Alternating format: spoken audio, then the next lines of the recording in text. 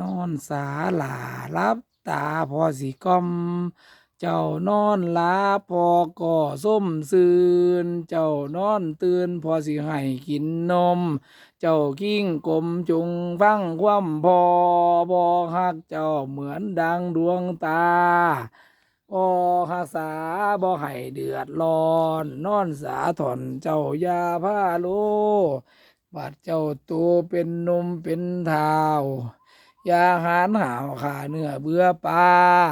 ให้รักษาศีลธรรมพระเจ้าให้บวชเข้าเป็นพระเป็นสงฆ์ทรงศีกขาปัญญาล้ำเลิศเพื่อให้เกิดสติปัญญาเป็นอุปัชฌาย์สมคุณพ่อแม่เจ้าจะเวไปเป็นคนพาลคนสามารถจิตใจเหี่ยมโหดมันเป็นโทษเสียสาตะกูหรื